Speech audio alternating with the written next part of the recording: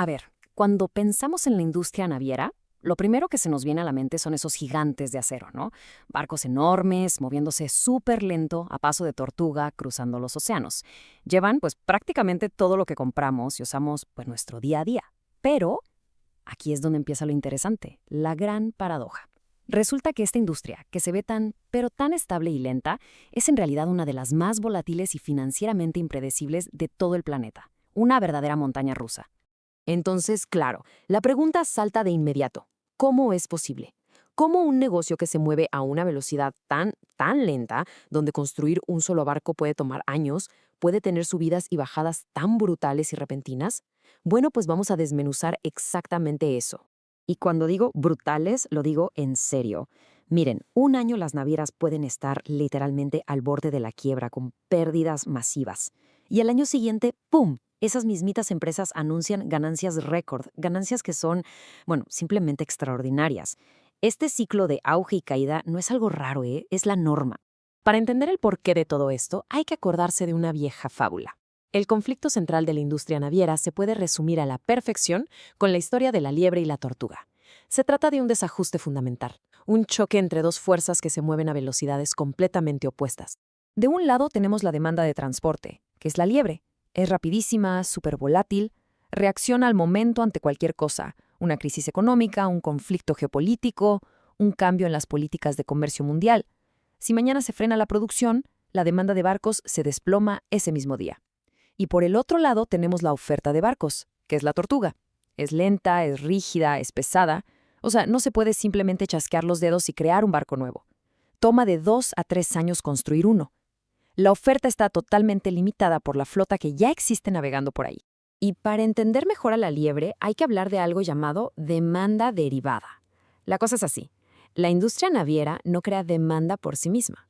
Existe únicamente porque el mundo necesita mover mercancías.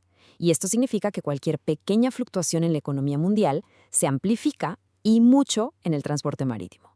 O sea, si la producción industrial global crece, digamos, un 2%, el comercio por mar podría crecer muchísimo más. Y claro, lo mismo pasa a la inversa. El sector naviero es como un multiplicador de los ciclos económicos. Este choque constante, esta carrera dispareja entre la liebre y la tortuga, entre una demanda que vuela y una oferta que se arrastra, crea un patrón que es inevitable y se repite una y otra vez. Es un ciclo de 4 fases que básicamente lo es todo en esta industria. El ciclo casi siempre arranca en el fondo del barril, en la fase que llaman trough o valle. Aquí sobran barcos para la carga que hay, las tarifas de flete están por los suelos y las empresas pierden dinero. Esto obliga a que se retiren los barcos más viejos. Después, poco a poco, viene la recuperación. La oferta de barcos se reduce, la demanda empieza a regresar y las tarifas suben. Esto nos lleva al pico, la fase peak, donde la demanda está a tope, la capacidad de los barcos está al máximo y los fletes, bueno, los fletes se van a las nubes, generando ganancias récord. Y finalmente llega el colapso. Los barcos nuevos, esos que se ordenaron cuando todo era fiesta, por fin llegan al mercado, inundándolo de capacidad justo cuando la demanda empieza a bajar. El resultado, las tarifas se desploman y el ciclo vuelve a empezar desde cero. Y esto explica perfectamente por qué las subidas de precios son tan extremas. La curva de precios a corto plazo tiene esta forma como de palo de hockey. Mientras hay muchos barcos disponibles, los precios se mantienen bajos y planos. Pero, en cuanto la flota se acerca a su capacidad máxima, un mínimo aumento en la demanda provoca que los precios se disparen casi en línea recta hacia arriba. ¿Por qué? Porque simplemente no hay más barcos disponibles en ese momento. El precio es lo único que puede ajustarse. Pero momento, que la historia no acaba ahí. Dentro de toda esta locura de volatilidad hay algo más profundo. Resulta que en la industria naviera no se juega un solo partido, sino dos, y el dinero de verdad, el grande, no siempre se hace donde uno creería. La pregunta que nos tenemos que hacer es, si el negocio es tan endemoniadamente inestable, ¿cómo es que algunos dueños de barcos, los armadores, logran amasar fortunas legendarias? La respuesta es que han entendido que el juego principal no es necesariamente el que está a la vista de todos. Y aquí está la clave de todo. El verdadero negocio naviero, al menos para los que más ganan, no se trata solo de mover cajas del punto A al punto B. Se trata de entender, de anticipar y sobre todo de explotar el ciclo mismo. Ese es el verdadero juego. Vamos a ver esta división. Por un lado está lo que podríamos llamar el juego de las operaciones. Aquí el objetivo es claro: crear valor moviendo carga de la forma más eficiente posible. La atención está puesta en las tarifas de los fletes y en mantener los costos bajos. Pero, del otro lado, está el juego de los activos, también conocido como asset play. Y aquí el objetivo es radicalmente distinto. Es capturar valor sabiendo leer el ciclo. La estrategia suena simple, pero no lo es. Comprar barcos cuando nadie los quiere y sus precios están por los suelos, o sea, en la fase de trough, y venderlos cuando todo mundo está desesperado por ellos y sus precios están en la luna, justo en la fase de peak. El punto crucial aquí es que este mercado de compra y venta de barcos es un juego de suma cero. No se está creando nuevo valor. El dinero simplemente cambia de manos. La ganancia espectacular de un armador que vendió en el momento perfecto es, directamente, el costo o la pérdida de otro que compró demasiado caro o demasiado tarde. Es una apuesta pura y dura a saber en qué punto del ciclo estamos. Y todo esto nos lleva a la pregunta final. A ver, si el ciclo es tan predecible en su patrón y tan destructivo, ¿por qué demonios sigue repitiéndose una y otra vez?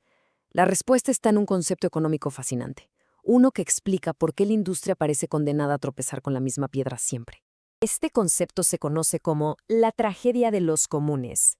Se refiere a una situación en la que varias personas, actuando de forma independiente y, ojo, totalmente racional por su propio interés, acaban por destruir un recurso que todos comparten. Y lo hacen incluso sabiendo que esa destrucción, a la larga, los va a perjudicar a todos. Veamos cómo aplica esto en el mundo naviero. Es del libro de texto. Durante un pico, las ganancias son altísimas.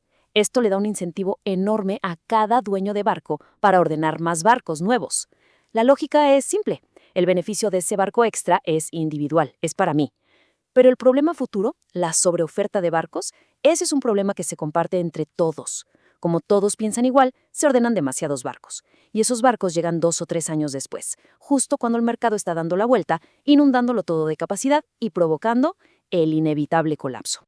Es una trampa casi perfecta. Si un solo armador decide ser el prudente y dice, no, yo no invierto, sabe perfectamente que los demás sí lo van a hacer. Se va a quedar atrás viendo cómo sus competidores se llenan los bolsillos a corto plazo. Así que, incluso sabiendo que están ayudando a crear la siguiente crisis, el propio sistema casi los obliga a participar en la fiesta. Y esto nos deja con el gran dilema. Si todos en la industria saben, y lo saben perfectamente bien, que después del auge viene el colapso, si todos se saben de memoria las reglas del ciclo, ¿por qué parece que es de verdad inevitable? Es una lección muy poderosa sobre cómo la lógica individual puede llevar, sin falla, a un desastre colectivo.